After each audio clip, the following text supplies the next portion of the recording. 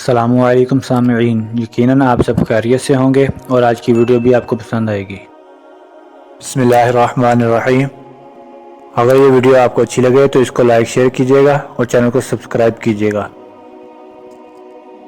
آج ہم آپ کو ایک بہت ہی دلچسپ واقعہ بیان کریں گے۔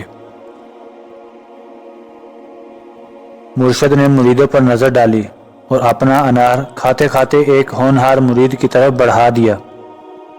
مرید نے انار ادب سے پکڑا، مگر وہ چاہتا تھا کہ مرشد انار سے مستفید ہوں، کیونکہ وہ بہت کم ہی کوئی چیز رغبت کے ساتھ کھاتے تھے۔ اس نے دوبارہ وہ انار اپنے مرشد کی طرف بڑھایا اور کہا، حضرت آپ انار ہی تو شوق سے کھاتے ہیں، آپ ہی تناول فرمائیے، ہم تو روز کچھ نہ کچھ کھاتے ہی رہتے ہیں۔ مرشد نے وہ انار اس مرید سے لے کر دوسرے مرید کی طرف بڑھا دیا، جو بڑی حسرت اور رشک کے ساتھ اس انار کی جانب دیکھ رہا تھا۔ انار پکڑاتے ہوئے مرشد نے بڑی دھیمی آواز میں کہا، ہر شخص کا مقدر اسے مل کر رہتا ہے۔ انار کھاتے کھاتے اس میں سے ایک دانہ نیچے گرا۔ اللہ کے رزق کی بے ادبی سمجھ کر پہلے مرید نے اس دانے کو نیچے سے اٹھایا اور کھا لیا۔ دانے کا اندر جانا تھا کہ اس مرید کے 14 طبق روشن ہو گئے، زمین اور آسمان کے حقائق کی گتھیاں کھلنا شروع ہو گئیں۔ اس نے گھبرا کر سارا انار کھا جانے والے ساتھی کی طرف دیکھا اور سوچا، ایک دانے نے میرا یہ حشر کر دیا ہے، جس نے سارا انار کھا لیا ہے اس کا کیا حال ہوا ہوگا۔ مرشد جو یہ ساری صورتحال دیکھ رہا تھا بولا، بیٹا جو کچھ تھا اسی دانے میں تھا جو تو نے کھا لیا، باقی انار بس انار ہی تھا۔ اس نے گفتگو کو جاری رکھتے ہوئے کہا، دیکھو اگر وہ اس دانے کو حقیر نہ جانتا اور اسے اللہ کی نعمت سمجھ کر تیری طرح لپک لیتا تو اپنی مراد کو پا لیتا۔ انسانوں کی اپنی اپنی قسمیں ہوتی ہیں، جس طرح فصلوں کی اپنی قسمیں ہوتی ہیں۔